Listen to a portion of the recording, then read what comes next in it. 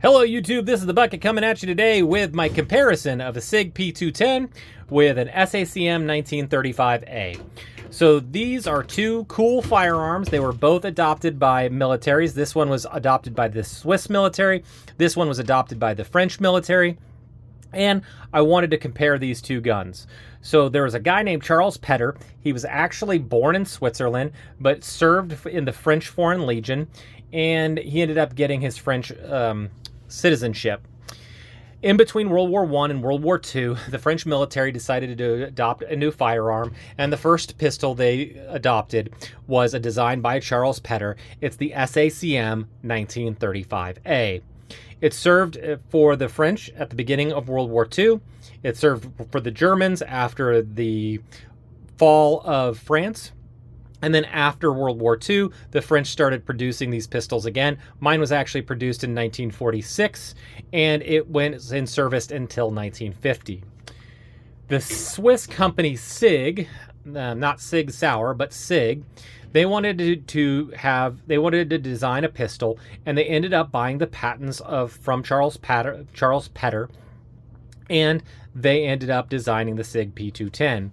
And if you hear people talk about the P210 or the 1935A, they will talk about how the 1935A inspired the SIG P210. And sometimes the implication is that a 1935A is the same as a P210.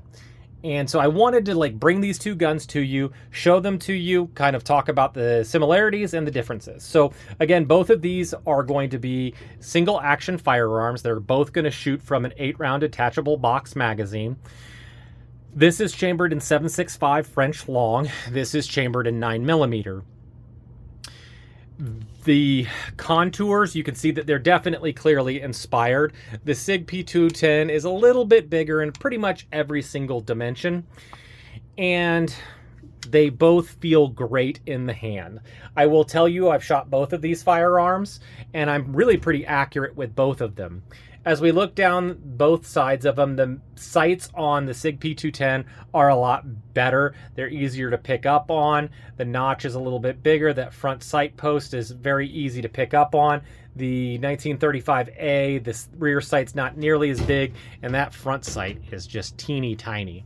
Now, you could pick it up and you can get a lot of good accuracy within the first 50 rounds. This is what I shot with this, so I don't think that I'm bashing it too much. And the 7.65 French long cartridge makes this an absolute, the recoil is just beautiful. It's still enough recoil that you can feel it, and yet you could just shoot it all day long if you could afford it. Now, Steinal is making it now. 2 boxes of this cost me $84 take home, so you're getting pretty close to $1 a round. So it's not cheap to shoot, but it is a pleasure to shoot.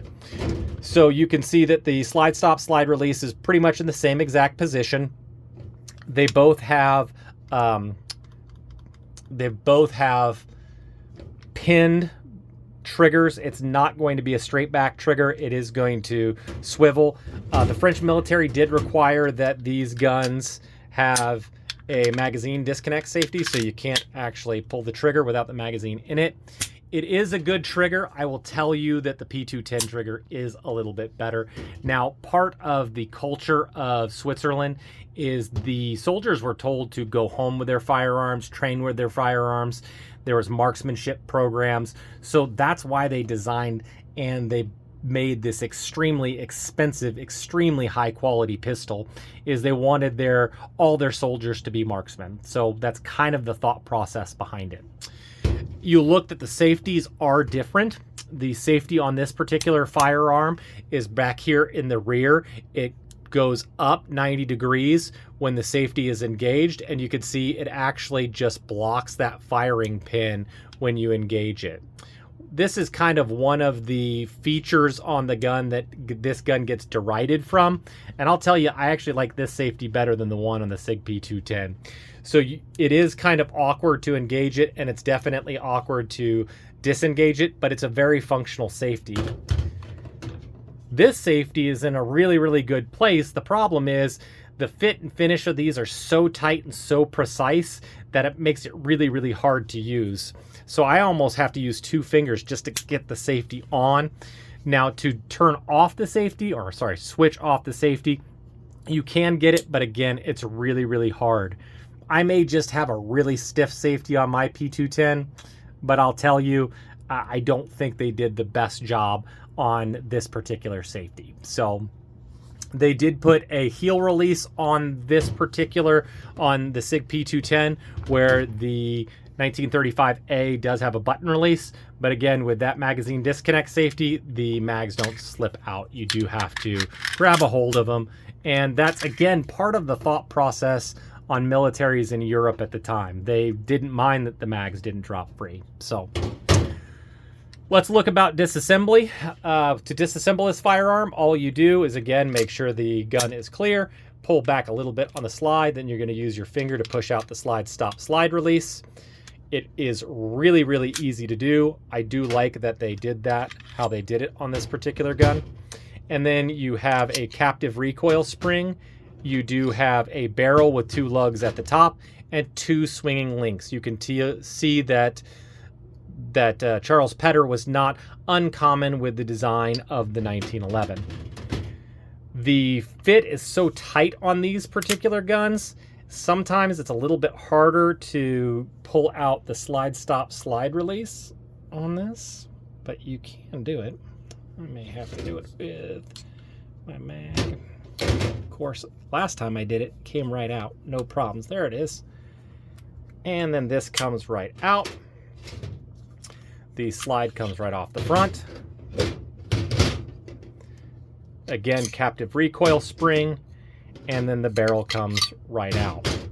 2 lugs at the top, but you'll see when we compare the barrels that there is a much bigger feed ramp for the ammunition, which is going to aid in feeding and reliability of the firearm. So you could see that they also don't have a dual swinging link here.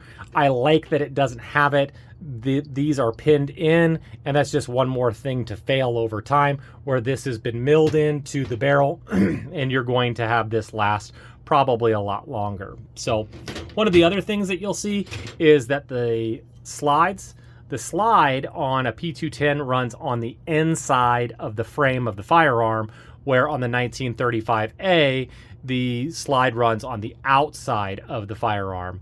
So this is going to remind you more of a CZ75, where this is going to be more like a 1911 or a high power or a lot of different firearms.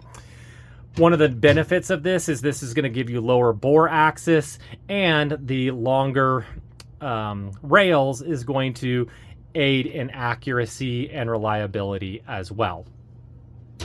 One of the big things that people talk about with the Petter design is you do have a hammer group pack that comes out. This is actually part of the frame. You can see right here, there's just a hole here, where you do have the same thing on the SIG.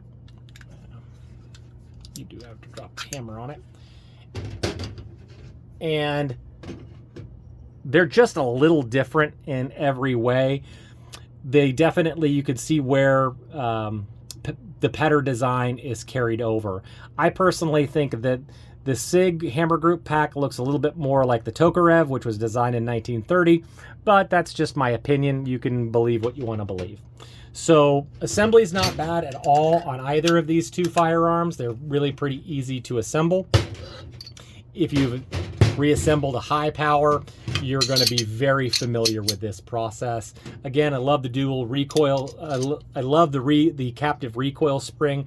I think that was a great design that they kept on both of these firearms. And I think that, you know, if you're thinking about, if you're a soldier in the field, what are you going to want? You don't want that spring possibly flying off on you and then ending up having to find it when you're trying to clean your firearm. So I think they definitely picked a good design. Again, when we think about the fit and finish of either one of these firearms, you can see that there's a lot more hand fit parts in the SIG. And that's it's kind of almost coming across like I'm bashing on the 1935A, and that's not the case at all. In a lot of ways, the 1935A is a better firearm. It's a lot less expensive to produce, and there's a lot of things that if you're not a gun guy, like a lot of soldiers weren't, there's a lot of things about this that's a little bit easier. And that's where I come to my idea of why I was comparing these two guns. So if you fired a p210, you can't afford the probably more than $2,000 price tag that a original SIG P210, and even a new production SIG P210 is going to run you $1,000. If you're saying to yourself, well, I want one of those, but I can't afford one of those, I'm just going to pick up one of these because they got their patents from, SIG got their patents from this particular gun, you're not going to like it. The fit and finish isn't the same. Everything isn't as tight. There's a lot of features that aren't the same. You're not going to like it. Now, if you see one of these at a gun show, and for instance, I picked this one up for $350. A lot of times you'll see them for $400 or $500. And if you like that gun, you put it in your hand and you're just like, man, that's going to be an absolute pleasure to shoot at the range. You're going to love this gun. If you're not comparing it to a SIG P210, you're going to love this firearm. It's an amazing firearm, and there's a lot of things to really enjoy. I would just say, be careful about that price tag of the ammo, but if you're okay with what the ammunition is going to cost you, you're going to love this firearm. Just don't think it's a SIG P210, because there's a lot of things that make it not quite a SIG P210, and I just don't want you to be let down when you find out that this isn't quite the same thing as this particular firearm. So I really am so glad I got to bring this to you guys. All the likes, the comments, the shares, they're really, really appreciated. It helps out the channel a ton. And as always, you stay classy, YouTube.